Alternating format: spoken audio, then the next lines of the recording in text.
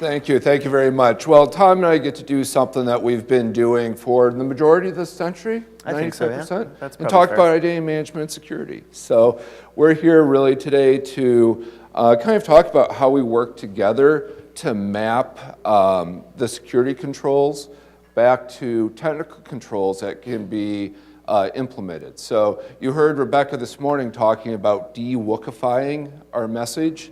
So I use all these like funky terminology from NIST and really federal standards that are really boring and thick to understand. Tom, over the years, has helped me de-wookify that into practical speak for technologists to implement this. So our goals today are really around talking about how we take policy and map it down to requirements. We're going to talk about the tools and technologies that we use. Tom will focus on this. The tools and technologies are used to implement those or address those requirements.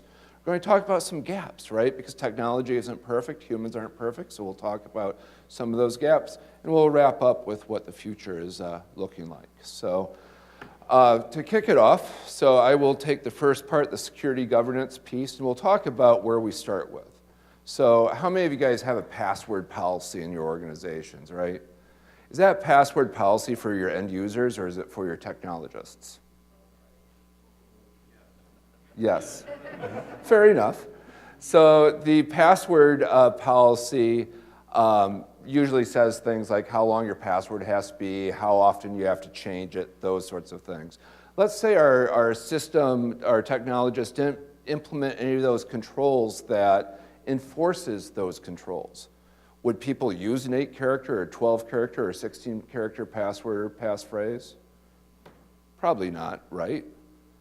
So that's where we need to figure out how to work together to map realistic controls, policies, down to the level of requirements. So we start with the policy. We all have authentication policies or authorization policies that talk about who's responsible for doing something. And then that maps to procedures, which talks about how to do those things. And then that gets down to requirements. So at the procedure level, what my security standards typically do is break it out into, is it a procedure, at least in the identity management space, is it a procedure around how do you identify the people who should have access to your network and systems? Procedures around how to manage their credentials, how do you issue and revoke and maintain the strength of those credentials over time. And the last piece is how to federate with other organizations. So one of the cool things, one of the first things that Tom and I don't know if you remember this, way back in 2001, 2002, Tom and I had to figure out a way to do a single sign-on approach between our PeopleSoft solution, which was now web-based for campus solutions, in our identity management system, our NetID at UW-Madison. We didn't want to have to issue, what do we have, 64,000 students, give or take, a new set of credentials. So we wanted them to reuse the credentials they were already using. So we had to build that out. And then that wound up taking us to the age of federation. So kind of going to that last tier of requirements, this is where I'll go through a couple of these slides that are very thick, unfortunately, but requirements that are either related to technical controls, operational controls, or managerial controls, or a combination thereof. So a technical control is that control, I mentioned the password, it enforces a minimum password length. An operational control is going through and validating that these 1,000 people still need access to do these things. They're still part of the organization, but do they still need access to this data set or the ability to view or change this data? Then we have managerial controls, and typically those you look at as things like policy, warning banners, information, awareness and training. Those are managerial things, risk assessments, because now you have management saying, okay, there's a risk here, we accept or need to defer that risk to a mitigating control. So that's kind of that structure. So I started at the policy level and worked down. So I do that through what's known as NIST 853. Most security standards have this, which is a number of security control families, and you can see them listed there. The two in red, so you can see that there's two in red, those are specific to identity and access management. Those will point to another set of controls, 863, A, B, and C, and yawn, right? So again, probably not something our end users need to know about, but they're going to need to be successful in using them. That's where Tom's magic will come into play. There's some other control areas that will cross into the area of identity and access management, things about auditing and logging, disaster recovery, personnel security. Those elements play a role too. So I have a whole list of these. There's something like in our restricted data standard for security controls, we have 165 different controls that go across these 15, 16 different families. Sounds kind of deep and complex, right? So let's look at each, we're not going to look at each one of those, but let's look at a couple examples of what those requirements begin to look like. So one of the security control requirements is a managerial control. So here's our managerial control stating that there should be an organizational policy that identifies who is responsible for identity and access management, who's responsible for identifying who should get access to things, and how we're going to manage their credentials, and if they're federating with any systems. So a good example of a security requirement, which is a managerial control, and at this point, there's not a specific requirement for Tom to necessarily work on, except to help build a policy that we feel makes sense to people, right? So, and you've always helped me with that piece. Then we get into account management. You can kind of think of this as how do we build out that piece, and Tom will talk about levels of identity assurance profiles. This is how do we make sure people are really affiliated with our organization and should have access to the systems. So those are those procedures and those requirements. Kind of thick up on the screen. I'm not going to read that to you guys for our own sanity. Our third area, another set of requirements that really gets down to this is around the enforcement of the credentials. How do we manage those credentials? When should a session time out? When should it log out? So these are now getting more technical, right? So these are things where our identity and access management group are going to start looking and saying, Stefan, we can do these. These are great. Let's go and chat with our customers. Or, hey, our systems can't do this. Or, Stefan, this is a really bad idea this way. And we wind up working and figuring out what that requirement should really be spelled out to be so that we can be successful in really addressing the bottom line, which is what misused credentials or misused access can lead to, what threats that could lead to. One other area I wanted to pop up was a requirement regarding federation. And this is a requirement basically saying that we need to be able at UW-Madison to know, I think we have people from, is anyone from University of Nebraska in the room? There you guys are. Hi, how are you doing? So we have something called Edgerome. It's not here on the Manoa Terrace, but we are trusting on campus when they come visit us tomorrow that when they sign into Edgerome, the folks at University of, Tom's colleague at University of Nebraska has really built a system that validates that they are really associated with the University of Nebraska and they can access our network at UW-Madison. So those are requirements, and those are requirements that sound really thick. The idea is to work with Tom to figure out what tools and technologies we could put in place to make those requirements real. Right. So now that we've gone through the process of kind of identifying what our security policies are, what the procedures are around those things, and what requirements are in place, now what? So now we need to find a way to be able to translate those things into actual systems that do the things that we want to have happen as a result of those policies, right? Has anybody ever, a lot of this gets into like process automation and process design and things like that. Has anybody ever had a situation where you've had a really painful and cumbersome manual process and you put it online and you then had a really painful and cumbersome online process? One of the principles that we really strive for in building identity and access management systems is this concept of management by exception.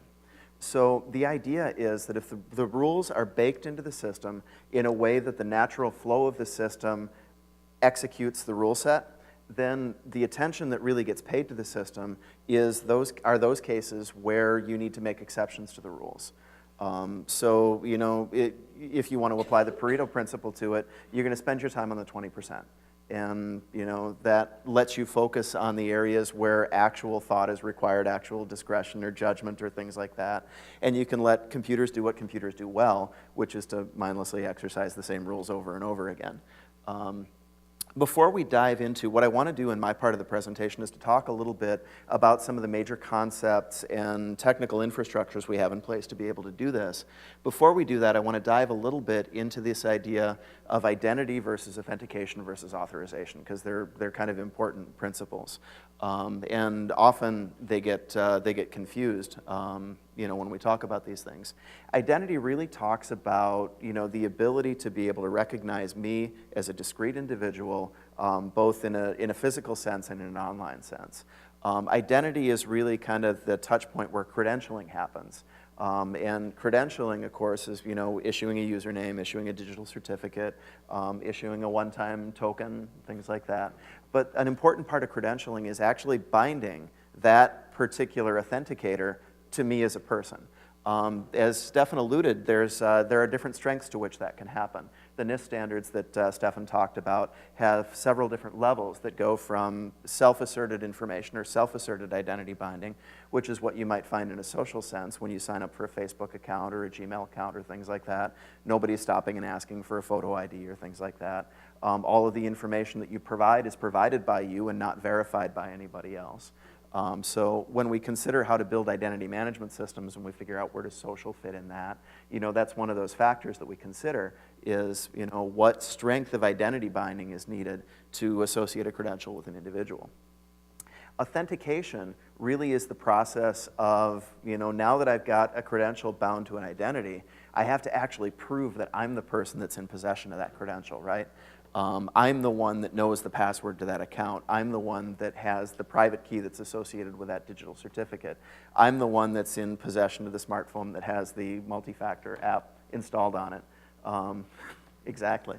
So authentication really defines, that binding to an identity and proof of possession of the authentication credential. Where credentialing systems often get confused is around this idea of authentication versus authorization. I can log in, therefore I get access to stuff.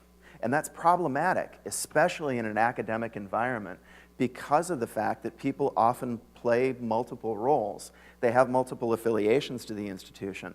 I start my institutional life as a student, and then I become an employee, and then I become an employee somewhere else, and then maybe I become a student again. And I have, this kind of rich interaction with the institution where I wear multiple hats. When we conflate authentication with authorization, when we say I can log in, then when I stop being an employee and I should lose access to things, taking away my login isn't an option because I may continue to be a student, right?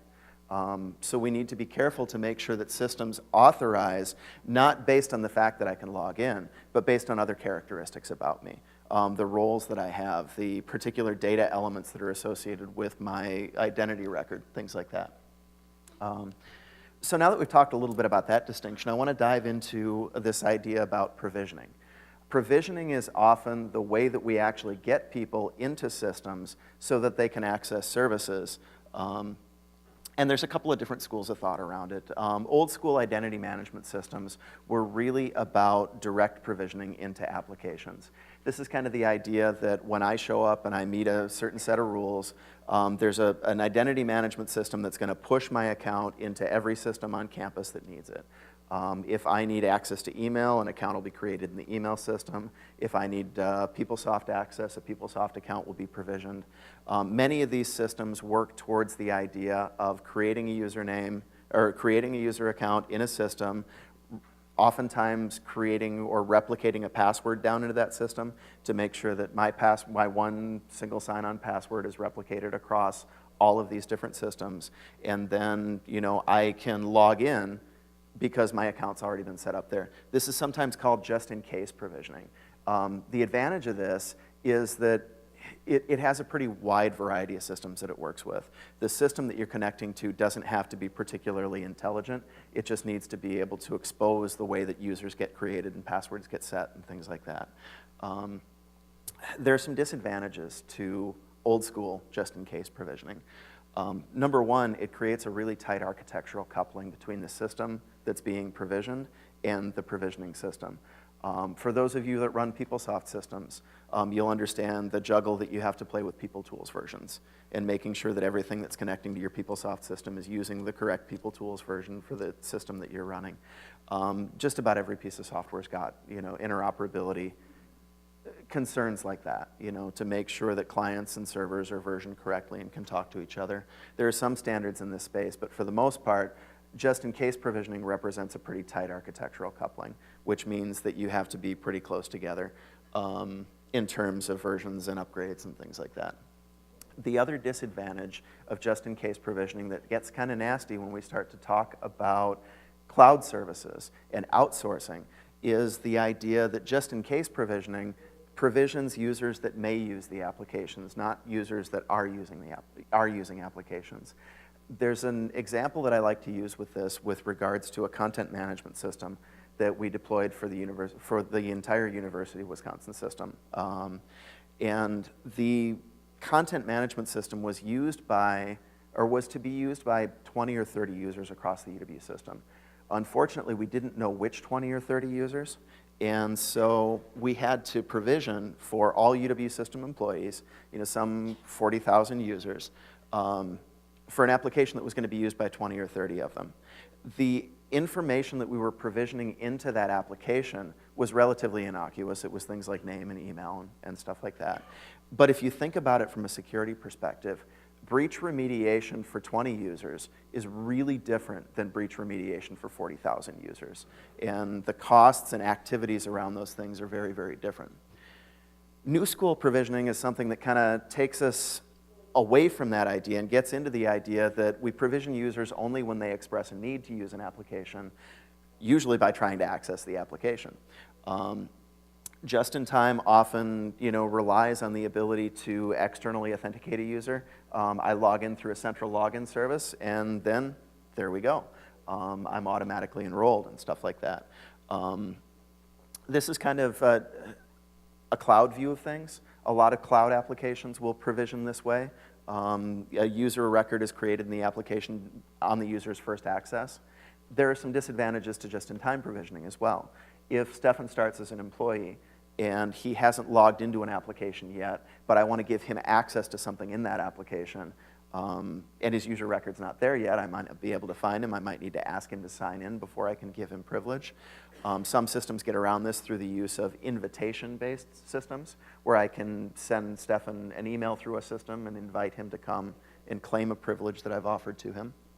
But this is kind of a new trend, and we see a lot more of this in the cloud.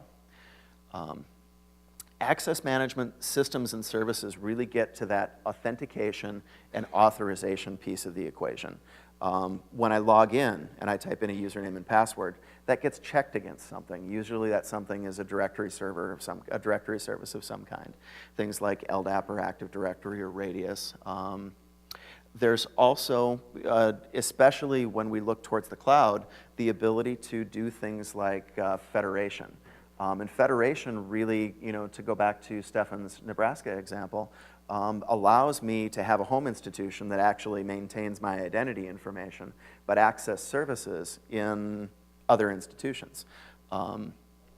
We, at Wisconsin, at UW-Madison, and in the University of Wisconsin system, We've used federation both on campus and throughout the system as a means to be able to provide federated access to services so that each campus user can use their home credential to access system-wide services. We use federation as a tool for researchers to be able to access services at other Big Ten institutions, other institutions worldwide.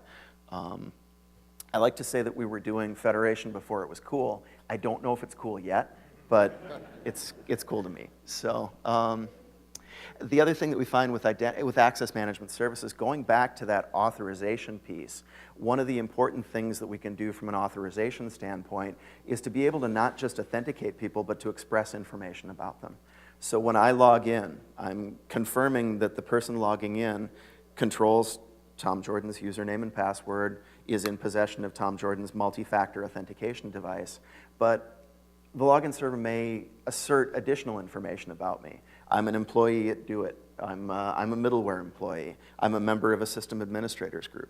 And this information can be used in those access control or authorization decisions that we talked about that are so important to do based on data about me, not based on the simple fact that I authenticated.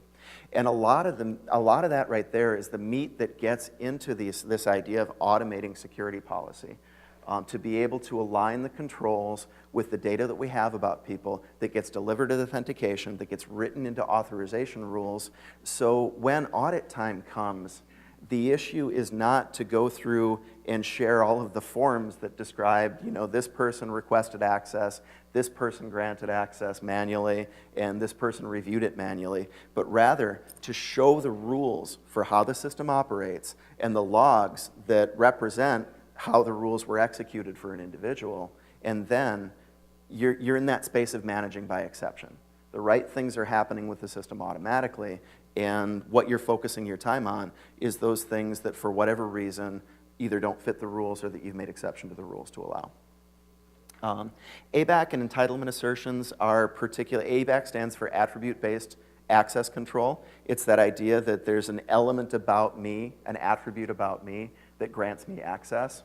Entitlement assertion is really an idea about me being entitled to do something and that being asserted as a privilege. One of the things that we run into often in identity management systems is the connection between institutional data about me and authorization rules. So for example, if a student gets access to email and I need to get access to email, there's a great temptation to make me look like a student so that I get access to email, right? If we look at things a little bit differently and we look at access to email as an entitlement, we can structure the rules such that students can have the access to email entitlement, employees can have the access to email entitlement, Tom Jordan can have the access to email entitlement because, well, either he's special or he's bugged us enough that we just want to get him off our back. But we don't create these situations where we try to make somebody look like something that they're not so that we can get them over an access hurdle. Because inevitably, that carries baggage along with it, right? I may get access to email because I look like a student, but I'll probably get access to the student information system too, which will get really freaked out about the fact that I don't actually have a student record in it. And things start to go wonky because I've tried to say that I'm something that I'm not. So this has been really kind of talking about some of the mechanics of provisioning as it's evolved over the years. As we start to kind of look towards the future, identity management is shifting into this mode of identity governance and administration because we know for every problem that we have, more governance is the solution, right? So, so identity governance and administration really starts to get into this idea of understanding what the life cycle of identity looks like in a particular environment relative to a set of applications or services. What does my onboarding look like? What does my offboarding look like? Identity governance often gets into this idea of automated workflow management. The idea that you can have a lot of rule-based provision and deprovision that says that when I enter a particular state, I get certain things. When I leave a particular state, I get certain things taken away from me. But also this idea that on top of that, there are things that I can request. I can request access to modify my payroll. I probably won't get that, but I can request it. I might request a new office chair. I might request all sorts of things. But the idea behind it is that there's with some infrastructure in place to handle workflow, things can be escalated, approved. That approval can be documented through the system itself. And the nice thing is that IT can, and especially IT security, can take a step back from that, because it's really most often in these systems functional users rather than IT professionals that actually understand what tools a person needs to do their job, what the special considerations are around access to those tools. For many of our research applications, I certainly, and Stefan certainly, don't have the basis or the familiarity with the business system, the data, or the risk associated with those things to make an individual access decision to say that this researcher should have access to this research data set. It's not our area of expertise. And pushing that out into the functional community to let those decisions be made close to where the work is happening enables folks to be able to make decisions based on the information that they have about the systems that they're working with. So that touches a little bit about request and workflow. Attestation and compliance is another one of those hands-off, managed by exception concepts that makes sure that when a person gets access and they retain access over time, there's actually a business need for it. What attestation often does in identity management systems is to initiate a process that asks a person, do you still need this access to do your job? And maybe has an approval process that's associated with that, so that over time, access that's no longer needed will fall off naturally and will not need to take a manual process to remove. Compliance reporting is another one of those pieces that hopefully we can manage by exception and get to hands-off.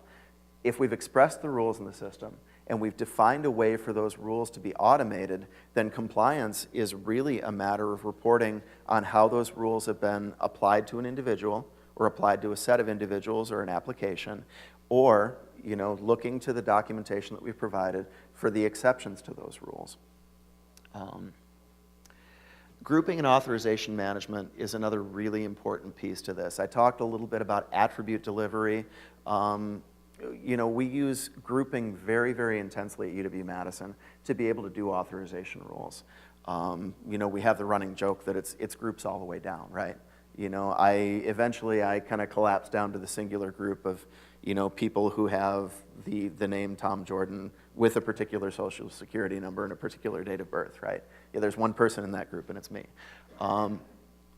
The nice thing about grouping from an authorization standpoint is that it's an excellent tool to be able to limit data propagation into applications from a provisioning standpoint. So go back to that example of I need to be a student to access the email system. Being a student means there's certain data about me that I may have to send to an application, right? You may need to know, because our professional programs run different dates, to know that I'm a current student, you might need to know like what year I am, what program that I'm studying, and things like that. It's a lot of data, especially if you're talking about a cloud provider that only needs to know that for authorization. Grouping allows us to pre-calculate some of that stuff and communicate a group membership, eligible to use the application, entitled to use the application, rather than communicating the data itself. We won't talk too much about authorization set arithmetic. One of the things that gets interesting about authorization rules is how incredibly complex it can get. I do want to talk a little bit about what the cloud does to some of this stuff. How many folks have heard the old adage that the cloud is just somebody else's computer? You've heard that? Well, cloud identity is just somebody else's directory. From a cloud standpoint, federation becomes a lot more important, because you're dealing with a service provider that doesn't have access to your local directory.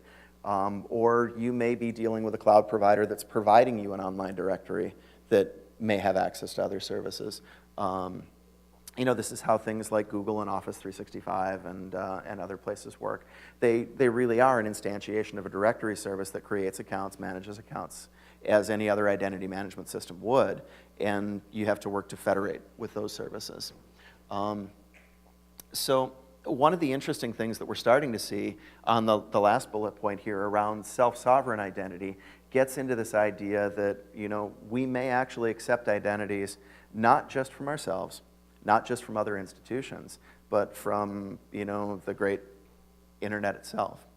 This gets into social authentication, allowing people to use their Facebook ID or their Google ID.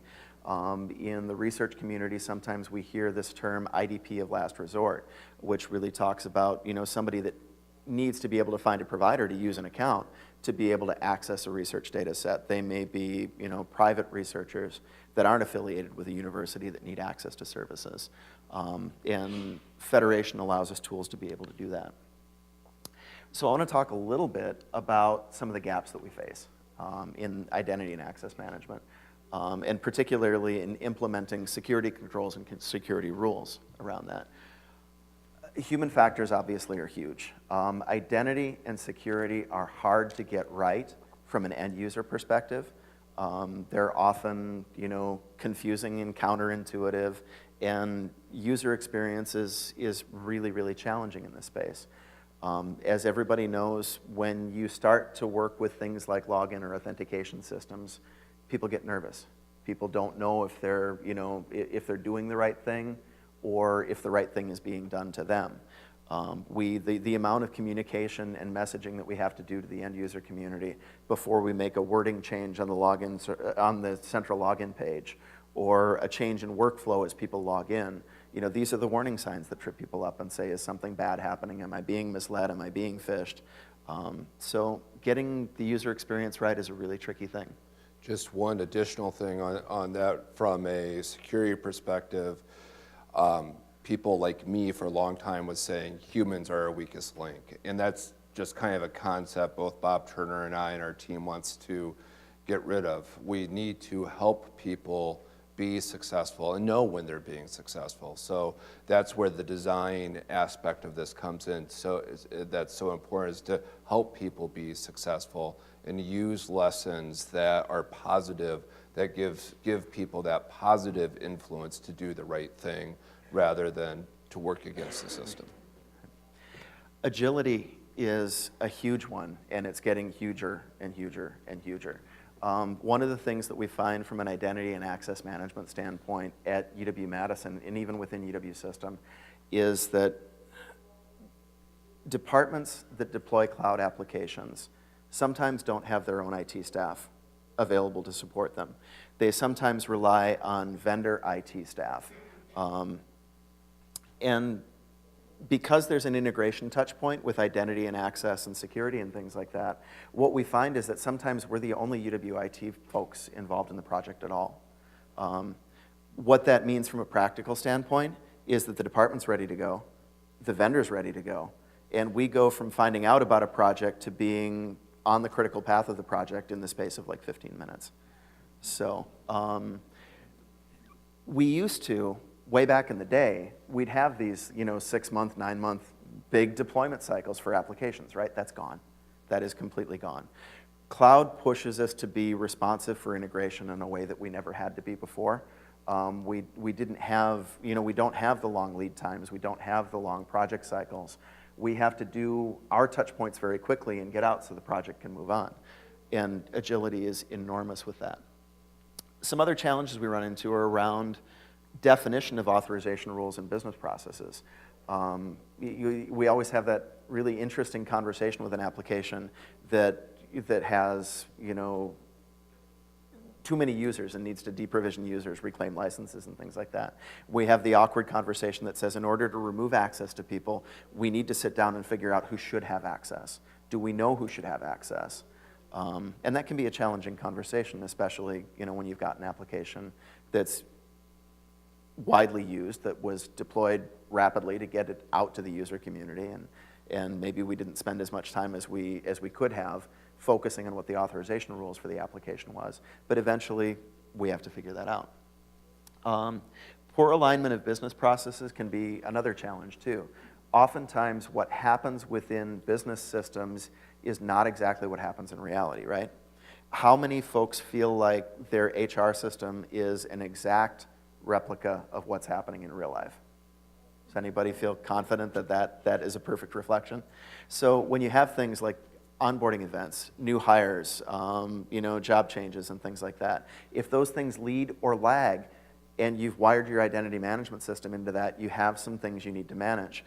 We generally work with this idea of having a little bit of an air gap between our HR system and our identity management system to be able to account for that. For example, we only process terminations at UW-Madison after 5 o'clock, between 5 o'clock at night and 7 o'clock in the morning. Because when we first wired things up initially, we realized how many people got accidentally fired and rehired throughout the day.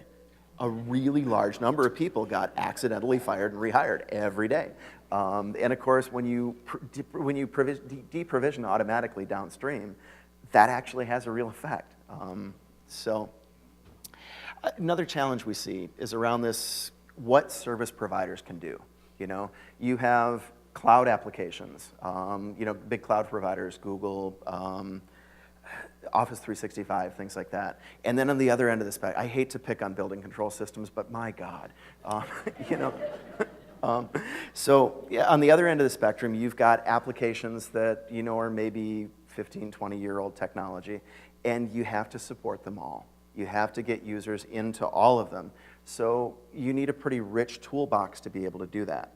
You know, you'll have the fewest number of tools for integration with the understanding that's probably not going to be one. Complexity, I think we all get complexity. This is about as complex a thing as we do. So where are we going in the future? I think one thing that, you know, that's really interesting that I find is that we're starting to get on the cusp of this idea that we can start to manage based on risk. And that's been, you know, in some of the other presentations today, that's been an ongoing theme. One of the things that we kind of take as a principle is that if I'm doing a particular job, I have access to services and I have access to data, and that probably relates to me as a person as much as it does to the particular elements of the systems that we're working with. If I have access to sensitive HR data or sensitive research data or things like that, number one, I need to be protected within those systems, but I probably need to be protected elsewhere as well, because when my account is compromised in the email system, people have a leg up to get into that HR system as well, right?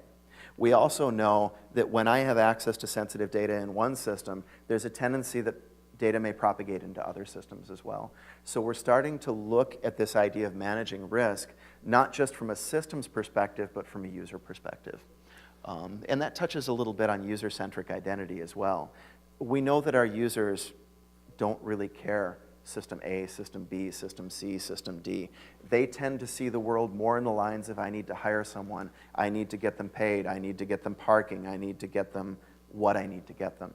So looking at security and provisioning from that standpoint can also help us visualize what is, you know, what's the functionality profile, what's the risk profile, and what controls do we need to have in place to be able to automate some of that. So again, so the right things are happening by default, and what we're spending our time on is just those exceptions where the right thing needs a little bit of an extra push to make it happen. Stefan wanted to make sure that we pointed out the fact that passwords are not going anywhere. You know, you often hear this idea that passwords are dead. And really implicit in a lot of that, and especially implicit in some of the new NIST standards that Stefan talked about, is the recognition in the security community that passwords by themselves are dead. Right. You know, that focus on strengthening passwords has reached a point where, as Randall Monroe put it, we've created password requirements that are really hard for people to remember and really easy for computers to guess. So there's some recognition around the idea, and we see this in the new NIST standards coming out, where password controls going forward are probably less rigorous than they've been in the past, for a recognition that passwords by themselves aren't really all that good for much.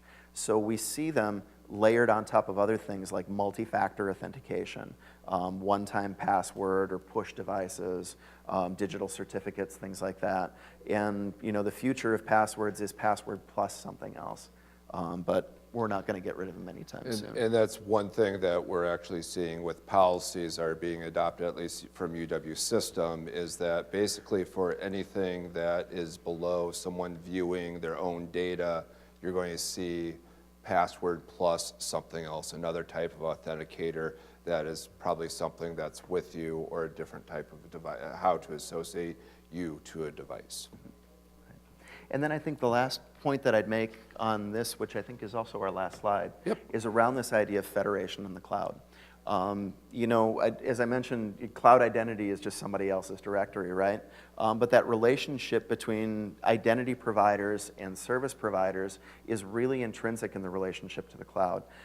We've had a long journey of federation within the University of Wisconsin system, and it's been really interesting to see that a lot of what we put together to be able to allow federation between service providers within the UW system are now some of the very same tools and techniques that campuses are using to be able to unlock the cloud and provide access to cloud services.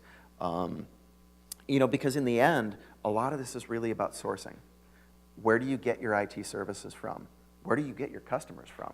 And how do you make the connections between those two in a way that isn't labor intensive, doesn't require a lot of upfront configuration, and allows collaboration to happen fairly dynamically.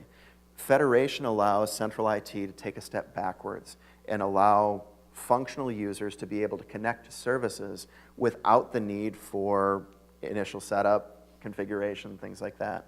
A lot of our higher education research federation is around the idea of making sure that a researcher at the University of Wisconsin-Madison, for example, can access exceed resources at the National Center for Supercomputing Applications without needing to make a call to central IT, that collaboration is there. It's interesting when I go out and talk to research units that, I'll hear about things that are problems that I didn't hear about from the help desk. When you miss the opportunity for collaboration, you rarely get an opportunity to fix it after the fact. So it's really important to make sure that the infrastructure, the machinery is there and in place and ready when collaboration needs to happen so that that moment isn't lost. And federation is a really important tool for us to be able to do that. So you can see where Tom and I have worked well over the years, being able to take, I hate to call it, I don't think I do checkbox security, but that's what it looks like, a list of things. I'm often asked, well, just tell me that 5 or 6 things I have to do.